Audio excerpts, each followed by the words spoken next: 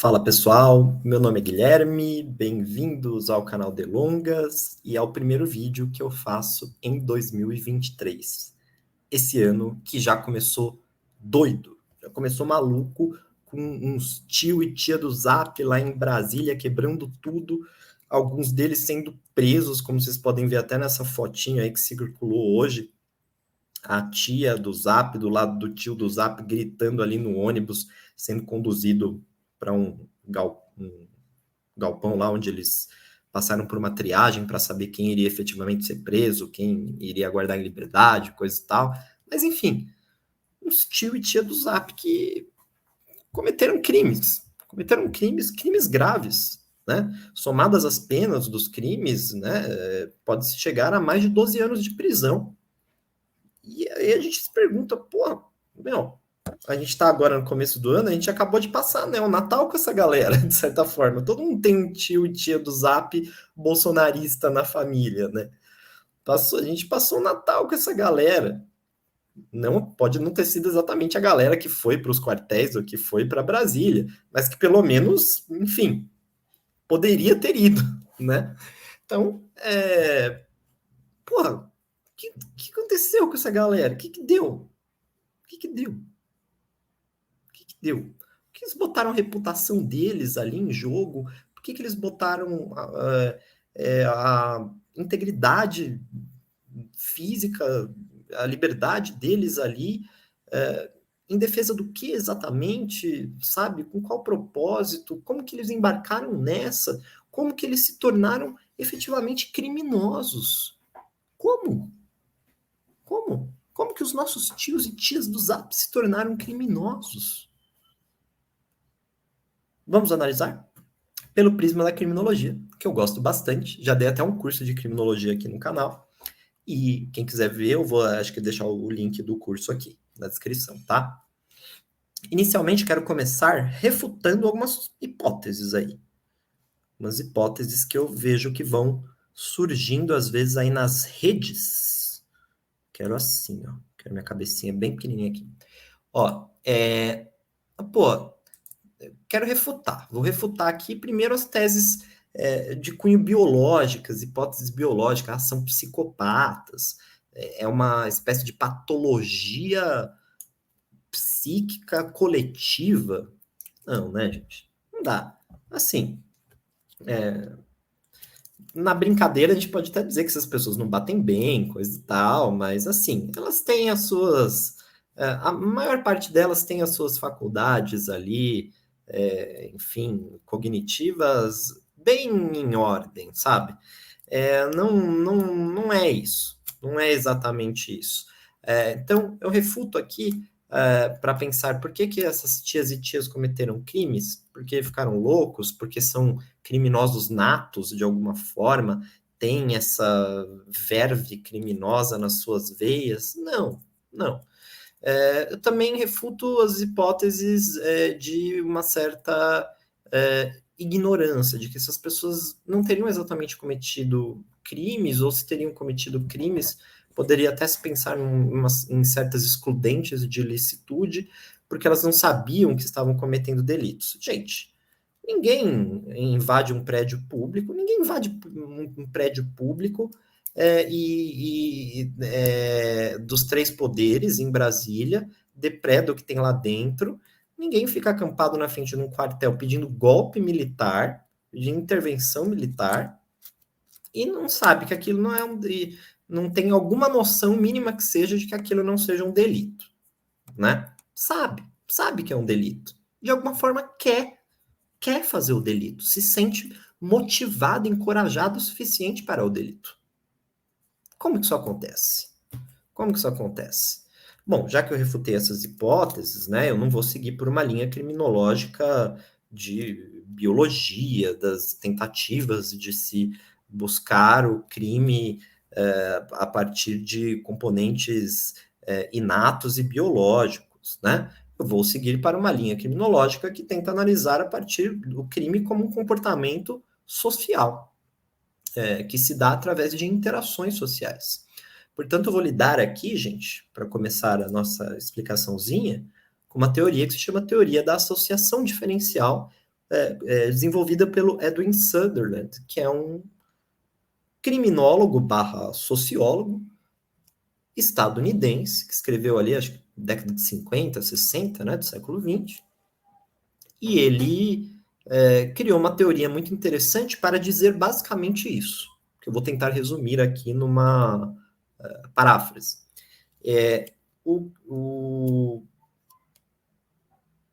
A Simone de Beauvoir, ao analisar o comportamento das mulheres, ela diz que ninguém nasce mulher, torna-se. Por quê? Porque você aprende aqueles atributos de gênero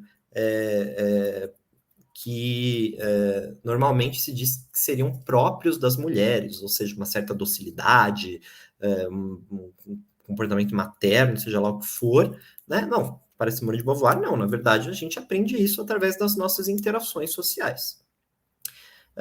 Nós podemos fazer uma paráfrase com Edwin Sutherland, na teoria da associação diferencial, ela diz que ninguém nasce criminoso. Esses comportamentos não são exatamente inatos. Talvez até tenha, de um ponto de vista microcriminológico, você pode até analisar casos de psicopatas, assim, mas o grande fenômeno criminal, em geral, ele acontece por interações mesmo. As pessoas interagem com outras pessoas que têm comportamentos igualmente delitivos e passam a cometer delitos também. É assim, gente. A maioria das coisas a gente aprende com interação. Aliás, a gente só aprende com interação, né?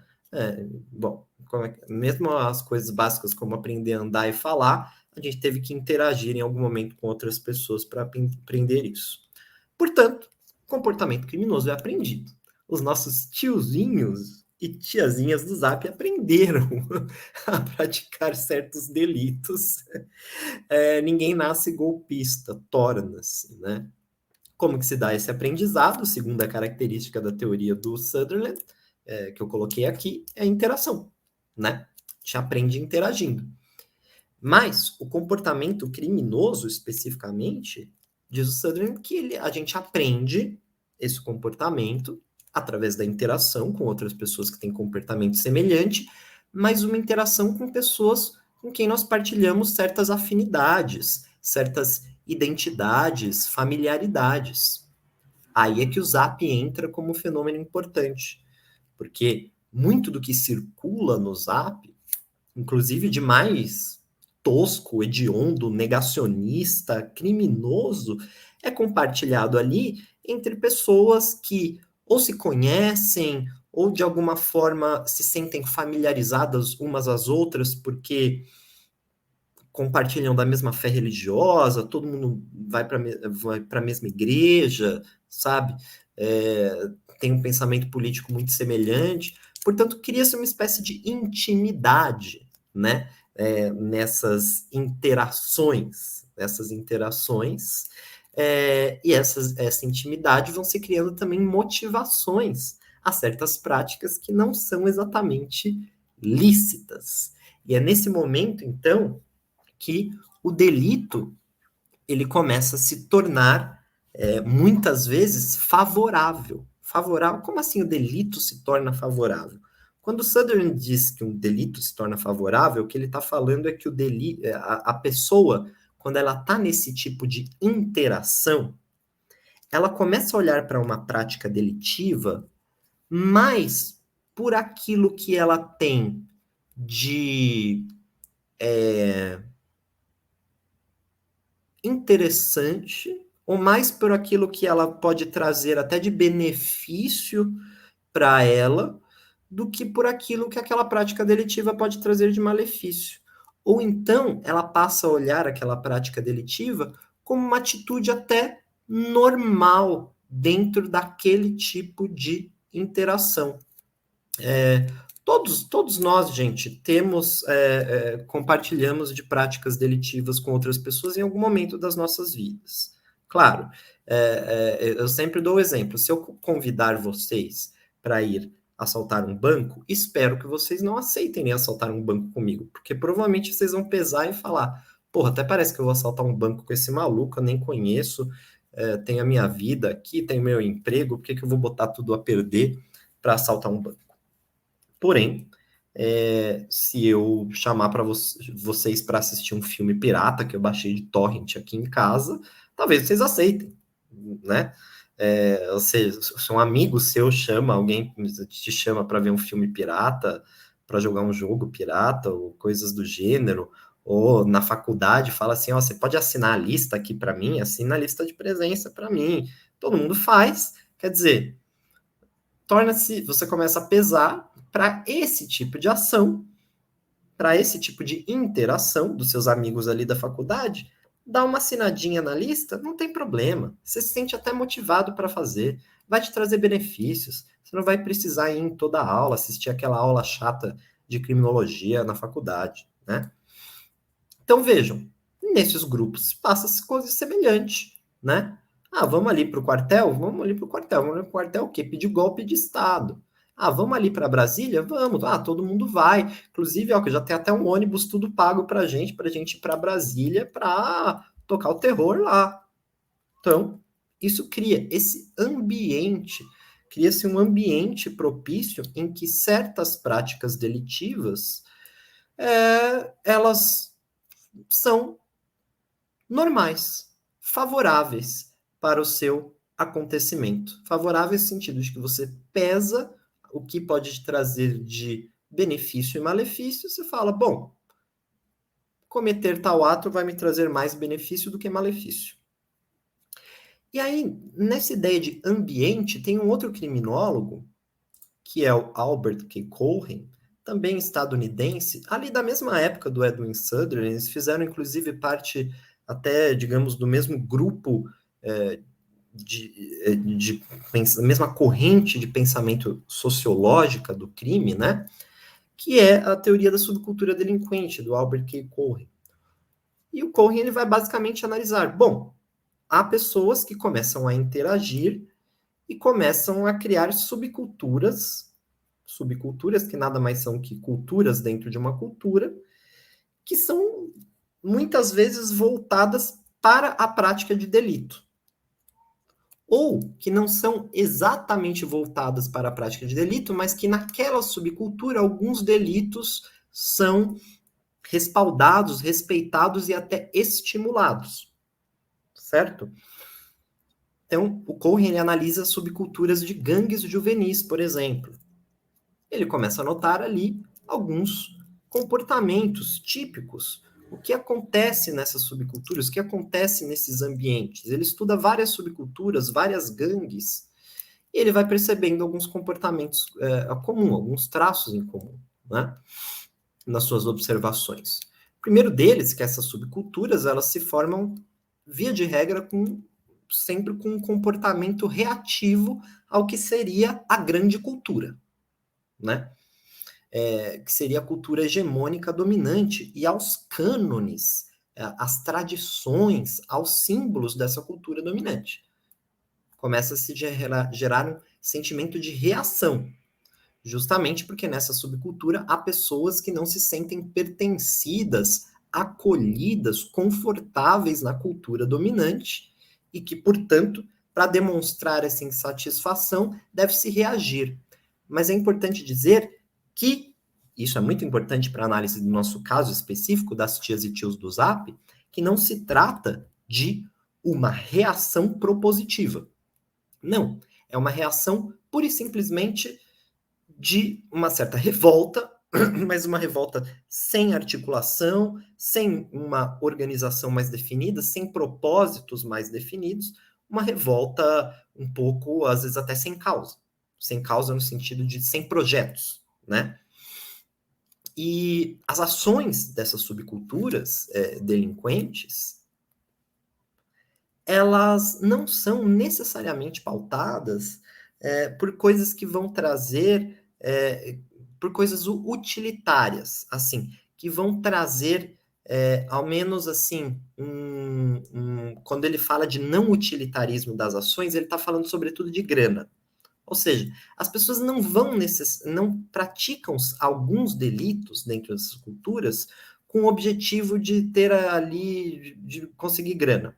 Muitos dos delitos ou das práticas desviantes ou contravenções, uma delas que o Cohen cita é a pichação, não traz nenhum benefício ali, né, efetivamente, para quem está pichando. Porque você tem que comprar um material de pichação, muitas vezes subir em cima de um prédio, quer dizer, um puta trampo, na verdade, você fazer a pichação, e isso não vai te trazer um benefício, a não ser o benefício de você estar o quê? De você estar negando os símbolos da cultura dominante, né? Negando os muros das casas, propriedades, enfim, está negando aquilo, né? O benefício é muito mais esse espírito, esse negativismo ou esse negacionismo, né? A depender da tradução, que o Cohen também cita como um exemplo dessas subculturas que praticam delitos, dessas gangues, né? Eles negam. Como eu disse, negam os cânones da cultura dominante. Negam as tradições da cultura dominante. Não tem nenhum respeito. O cara entra na sala do Xandão lá e defeca ali dentro. Defeca. Por quê? Porque ele não tem nenhum respeito por aquilo. Ele não se sente parte daquela institucionalidade. E o que ele pode fazer? O que ele pode fazer? A sua conduta, então, é a de reagir. E é uma reação maliciosa, dirá o Cohen. Maliciosa em que sentido? No sentido de você afrontar mesmo. Afrontar. De você chocar aquela cultura dominante de alguma forma. E como que você choca a cultura dominante? Eu acho que o maior símbolo é justamente o do cara defecando na sala do Xandão, né? Vou entrar aqui, vou chocar essa cultura, vou chocar toda essa liturgia aqui do Supremo, né? Para quê? Para quê? O que ele ganhou com isso? Ele pode até ter ganhado a viagem para Brasília, porque muitas pessoas foram para Brasília financiadas. Mas, enfim, se botar numa balança, o que o cara ganhou com isso? O cara provavelmente vai perder um emprego, provavelmente vai ser identificado e preso. Enfim, o que ele ganhou com isso? O que ele ganhou com isso? Se não, esse sentimento de pertencer a uma subcultura que está em permanente processo de negação da cultura dominante. E essa negação ela passa por diversos aspectos. E ela passa por aspectos estéticos. Então, como vocês veem, a subcultura bolsonarista, que é também uma subcultura delinquente em larga medida, ela tem uma estética própria, que é a estética da seleção brasileira, é a estética, enfim, é uma estética bem tosca, né, diga-se de passagem. Mas é também um processo de negação estético, um processo de negação dos valores daquela cultura dominante. Então, por exemplo, você começa a negar a ciência, você começa a negar inclusive, certas leis, certas institucionalidades da cultura dominante. E ao se negar algumas leis dessa cultura dominante, abre-se então o caminho para o quê? Para ir contra, ir de encontro a essas leis e praticar, portanto, delitos, né? Então, na minha opinião, eu acho que essas duas teorias, tanto a do Sutherland, nessa questão mais das interações, como que funcionam essas interações, né? Comportamento sendo aprendido, nós não estamos a falar aqui de criminosos natos e de psicopatas, mas que pessoas que a partir de interações vão vendo que alguns comportamentos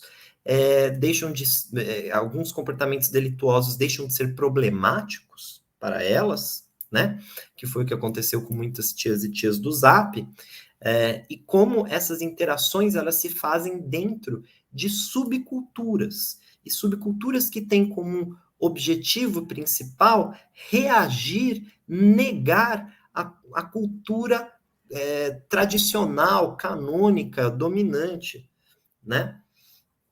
Não à toa, que eu vou falar até bem meio polêmico, vocês podem até concordar, discordar, mas vejam que a Igreja Católica, que é a igreja mais oficialzona, assim, ela não é a religião de predominância nesses grupos, mas sim a religião que é um pouco mais de reação até aos dogmas católicos, que é o protestantismo, e o protestantismo mais freestyle possível, que é o protestantismo neopentecostal, né? Que, enfim, não tem ali, não respeita certos dogmas e cânones e tradições, liturgias próprios até de outras igrejas protestantes tradicionais, certo? Então, que é isso? Que para mim é uma religião, a religião neopentecostal casa bem com esse processo permanente de negação dessa cultura dominante. E se você está permanentemente negando alguma coisa, gente, você imagina, você começa e você tem um grupo de pessoas, uma rede de pessoas que está permanentemente negando a ciência, negando a vacina, negando as leis, negando a Constituição, negando tudo. Praticar um delito que afronte essa cultura dominante, em algum momento vai se tornar algo normal, certo? E algo até bem quisto, algo necessário a se fazer dentro dessa subcultura. Então, para mim, essas teorias explicam um pouco por que nossos tios e tias do Zap estão indo parar na cadeia cometendo toda sorte de delitos ali em Brasília. Gente, é isso. Espero que tenham curtido aqui o vídeo. Se curtiram, deixem um like. Se inscrevam no canal. Tem bastante conteúdo de criminologia também, mais detalhado no curso de criminologia. E, e compartilhem aí o vídeo, né? E nos vemos no próximo vídeo do canal Delongas.